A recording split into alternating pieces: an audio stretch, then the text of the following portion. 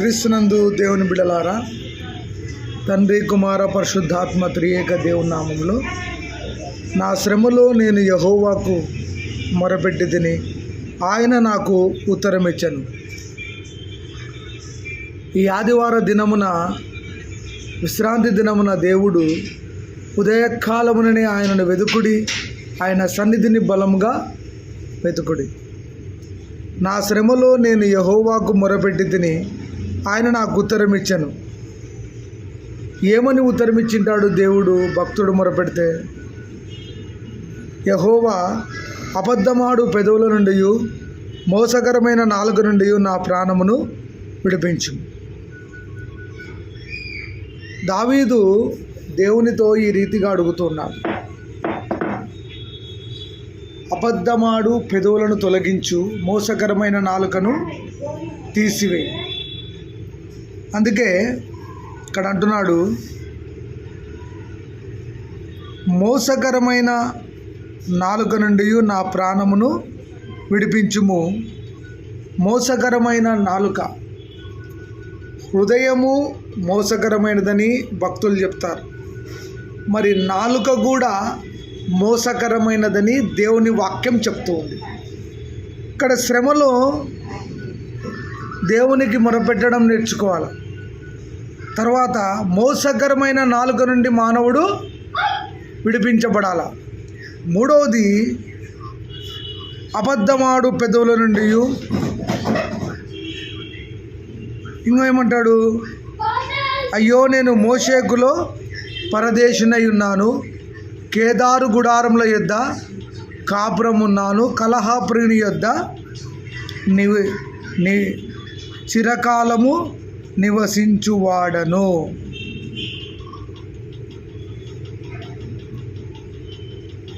శ్రమలో దేవుని నీతిని వెతకాల.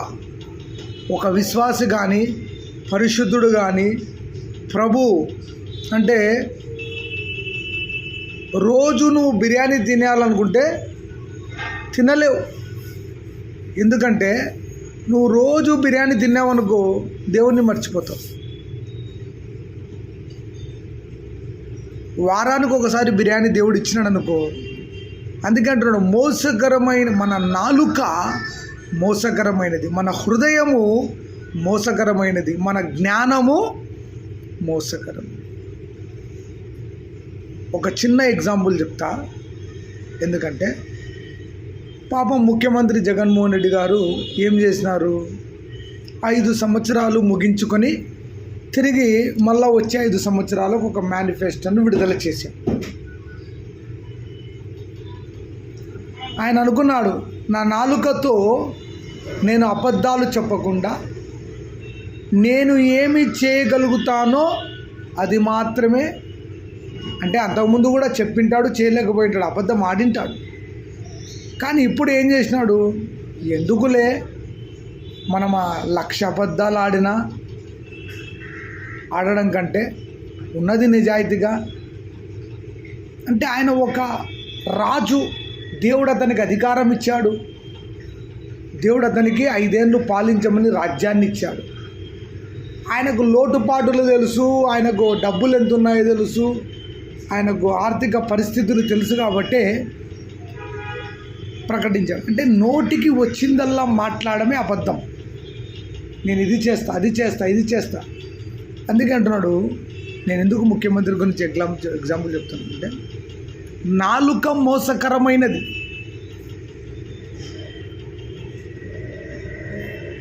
కొన్నిసార్లు ముఖ్యమంత్రి అయినా ప్రధానమంత్రి అయినా ఎవరైనా కూడా రాజ్యాల కోసం చెప్తారు. కానీ చెప్పినంత మాత్రాన చేయాలన్న రూల్ లేదు. చేయకపోతే ఏమవుతుంది? నెక్స్ట్ టైం వాళ్ళు ఓడిపోతారు. వాళ్ళు రాజ్యం కోసమే, ఈలోక రాజ్యం కోసమే వాళ్ళు పాకులాడుతుంటారు.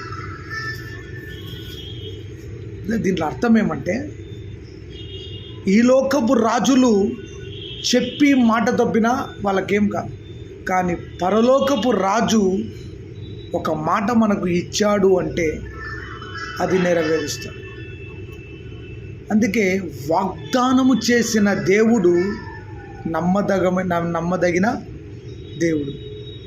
దావీదు అంటున్నాడు, నా శ్రమలో నేను బంధువులకు మొరపెట్టలేదు, నా శ్రమలో నేను రాజులకు మొరపెట్టలేదు, నా శ్రమలో నేను ఇరుగు పొరుగు వారికి మొరపెట్టలేదు, నా శ్రమలో సజీవుడైన దేవుని కుమారుడైన యేసు ప్రభుకు, యెహోవా దేవునికి మొరపెడుతుంది. అందుకే రాజులైనా అధికారులైనా దేవునికి మొరపెట్టాలి. ఆయన కూడా చూడండి, ఎవరైనా కానీ ఎవరు ఏ మతంలో ఉన్నా కూడా వాళ్ళు ఏమైనా ఒక పని చేసేటప్పుడు వాళ్ళకి ఇష్టమైన దైవాన్ని తలుచుకొని, వాళ్ళు హిందువులు అయితే హిందూ దైవాన్ని, ముస్లింలు అయితే ముస్లిం దైవాన్ని, క్రైస్తవులు అయితే క్రైస్తవులు యేసు ప్రభు అక్కడికి వెళ్ళి ప్రార్థన చేసుకొని పని ప్రారంభిస్తారు. ఈ దేవాన్ని చిత్తమైతే మళ్ళీ నాకు రాజ్యాన్ని అప్పచెప్పు. ఇక్కడ ఏమంటారంటే, నాలుక మోసకరమైనది, హృదయము మోసకరమైనది, జ్ఞానము మోసకరమైనది, మాటలు అపవిత్రమైన మాటలు ఇంకా మోసకరం. శ్రమలో నువ్వు ఎక్కడికి వెళ్తున్నావు? పరిశుద్ధమైన దేవుని పాదాలు పట్టుకుంటున్నావా? యేసు ప్రభువా, నా పాపములను క్షమించు. దేవుని అడుగుదాం, ప్రార్థన చేద్దాం. నీ కుటుంబం కొరకు, నీ పిల్లల కొరకు, ఉద్యోగాల కొరకు, రాజుల కొరకు, అధికారుల కొరకు, దేశము కొరకు, నాయకుల కొరకు ప్రార్థన చేసే వ్యక్తిగా, వాళ్ళ కొరకు నిత్యము ప్రార్థించే వ్యక్తిగా మనం తయారు కావాలి. ప్రార్థనలో అద్భుతాలు ఉన్నాయి. మీ పక్షంన దేవుడు యుద్ధము చేస్తాడు. అందుకే ఇక్కడ అంటున్నాడు, మోసకరమైన నాలుక ఆయన నీకు ఏమీ చేయదు. ఇదే నాలుకతో ఆరాధిస్తూ ఉంటాం, ఇదే నాలుకతో అబద్ధాలు ఆడుతూ ఉంటాం, ఇదే నాలుకతో ప్రభువును ఘనపరుస్తూ ఉంటాం, ఇదే నాలుకతో ప్రభువును ఏడిపిస్తూ ఉంటాం. అందుకే ఆయన జ్ఞానవంతుడు గనక ఈ ఎండాకాలంలో 48 డిగ్రీల ఎండను మానవుడు భరించలేకపోతున్నాడు. తర్వాత హాస్పిటల్లో అడ్మిట్ అవుతున్నారు. తర్వాత వృద్ధులు ఈ ఉడకపోతకు తట్టుకోలేక చనిపోతూ ఉన్నారు. అంటే ఈ 48 డిగ్రీల ఎండకే మానవుడు పడిపోతూ ఉంటే, మరి ఈ లోకంలో నువ్వు యేసు ప్రభుని నమ్ముకోకుండా, ఆయన సొంత రక్షకుడిగా అంగీకరించకుండా పాపంలోనే చనిపోతే ఆ భయంకరమైన నరకంలో ఎలా బ్రతకగలవు? అందుకే ఆలోచించి ఉదయకాలమున తండ్రి, కుమార, పరిశుద్ధాత్మ దేవుడు, ప్రజలారా, యూట్యూబ్ ఛానల్లో చూస్తున్న భక్తులారా, విశ్వాసులారా, ప్రభువునికి మోసకరమైన నాలుకన్నా, మోసకరమైన హృదయమన్నా, మోసకరమైన మాటలన్నా నచ్చవు.